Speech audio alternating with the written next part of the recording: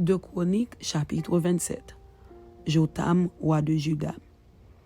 Jotham avait 25 ans lorsqu'il devint roi, et il régna 16 ans à Jérusalem. Sa mère s'appelait Jérusha, fille de Tsadok. Il fit ce qui est droit aux yeux de l'Éternel, entièrement comme avait fait Osias, son père. Seulement, il n'entra point dans le temple de l'Éternel. Toutefois, le peuple se corrompait encore. Jotham bâtit la porte supérieure de la maison de l'Éternel, et il fit beaucoup de constructions sur les murs de la colline. Il bâtit des villes dans la montagne de Juda, et des châteaux et des tours dans les bois. Il fut en guerre avec le roi des fils d'Amon, et il l'emporta sur eux. Les fils d'Amon lui donnèrent cette année-là 100 talents d'argent, 10 000 corps de froment et 10 000 d'orge. Et ils lui en payèrent autant la seconde année et la troisième. Jotham devint puissant, parce qu'il affermit ses voies devant l'Éternel, son Dieu. Le reste des actions de Jotham, toutes ses guerres et tout ce qu'il a fait, cela est écrit dans le livre des rois d'Israël et de Juda. Il avait 25 ans lorsqu'il devint roi, et il régna 16 ans à Jérusalem. Jotham se coucha avec ses pères, et on l'enterra dans la ville de David, et Akaz, son fils, régna à sa place.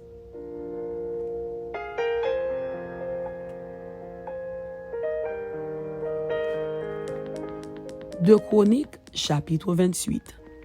Akaz, roi de Juda. Akaz avait 20 ans lorsqu'il devint roi, et il régna 16 ans à Jérusalem. Il ne fit point ce qui est droit aux yeux de l'Éternel, comme avait fait David son père. Il marcha dans les voies des rois d'Israël, et même il fit des images en fonte pour les Baals. Il brûla des parfums dans la vallée des fils de Hinnom, et il fit passer ses fils par le feu, suivant les abominations des nations que l'Éternel avait chassées devant les enfants d'Israël. Il offrait des sacrifices et des parfums sur les hauts lieux, sur les collines et sous tout arbre vert.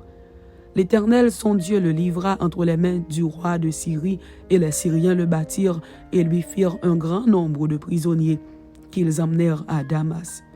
Il fut aussi livré entre les mains du roi d'Israël, qui lui fit éprouver une grande défaite.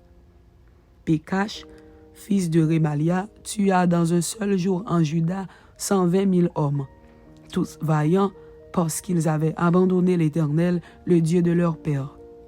Zikri, guerrier d'Éphraïm, tua Maaséja, fils du roi, Azrikam, chef de la maison royale, et Elkana, le second après le roi. Les enfants d'Israël firent parmi leurs frères 200 000 prisonniers, femmes, fils et filles, et ils leur prirent beaucoup de butin, qu'ils emmenèrent à Samarie. Il y avait là un prophète de l'Éternel nommé Obed.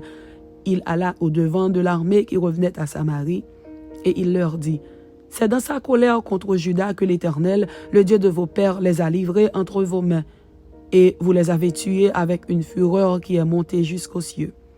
Et vous pensez maintenant faire des enfants de Juda et de Jérusalem vos serviteurs et vos servantes. Mais vous, n'êtes-vous pas coupables envers l'Éternel, votre Dieu? Écoutez donc, et renvoyez ces captifs que vous avez faits parmi vos frères, car la colère ardente de l'Éternel est sur vous. » Quelques-uns d'entre les chefs des fils d'Éphraïm, Azaria, fils de Jochanan, Bérekia, fils de Meschilemoth, Ézéchias, fils de Shallum, et Amasa, fils de Adlaï, s'élevèrent contre ceux qui revenaient de l'armée, et leur dirent: « Vous ne ferez point entrer ici des captifs, car pour nous rendre coupables envers l'Éternel, vous voulez ajouter à nos péchés et à nos fautes.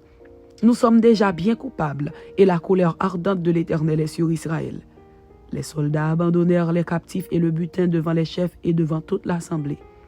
Et les hommes dont les noms viennent d'être mentionnés se levèrent et prirent les captifs. Ils employèrent le butin à vêtir tous ceux qui étaient nus. Ils leur donnèrent des habits et des chaussures. Ils les firent manger et boire. Ils les oignirent. Ils conduisirent sur des ânes tous ceux qui étaient fatigués. Et ils les menèrent à Jéricho, la ville des palmiers, auprès de leurs frères. Puis ils retournèrent à Samarie. Idolâtrie et désastre. En ce temps-là, le roi Akaz envoya demander du secours au roi d'Assyrie.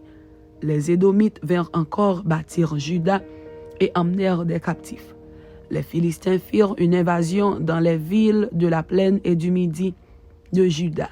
Ils prirent Beth-Shemesh, Ajalon, Guédéroth, Soko et les villes de son ressort, Timna et les villes de son ressort, Gimzo et les villes de son ressort, et ils s'y établirent. Car l'Éternel humilia Juda à cause d'Akaz, roi d'Israël, qui avait jeté le désordre dans Juda et commis des péchés contre l'Éternel. Tilgat-Pilnézer, roi d'Assyrie, vint contre lui, le traita en ennemi et ne le soutint pas. Car Akaz dépouilla la maison de l'Éternel, la maison du roi et celle des chefs, pour faire des présents au roi d'Assyrie, ce qui ne lui fut d'aucun secours. Pendant qu'il était dans la détresse, il continuait à pécher contre l'Éternel, lui, le roi Akaz. Il sacrifia au dieu de Damas, qu'il avait frappé, et il dit, puisque les dieux des rois de Syrie leur viennent en aide, je leur sacrifierai pour qu'ils me secourent. Mais ils furent l'occasion de sa chute et de celle de tout Israël. Akaz rassembla les ustensiles de la maison de Dieu, et il mit en pièces les ustensiles de la maison de Dieu. Il ferma les portes de la maison de l'Éternel, il se fit des autels à tous les coins de Jérusalem. Et il établit des hauts lieux dans chacune des villes de Juda pour offrir des parfums à d'autres dieux. Il irrita ainsi l'Éternel, le Dieu de ses pères. Le reste de ses actions et toutes ses voies, les premières et les dernières, cela est écrit dans le livre des rois de Juda et d'Israël. Akaz se coucha avec ses pères et on l'enterra dans la ville de Jérusalem, car on ne le mit point dans les sépulcres des rois d'Israël. Et Ézéchias, son fils, régna à sa place. Amen. C'était 2 Chroniques chapitre 27 et 2 Chroniques chapitre 28. Que Dieu vous bénisse. Amen.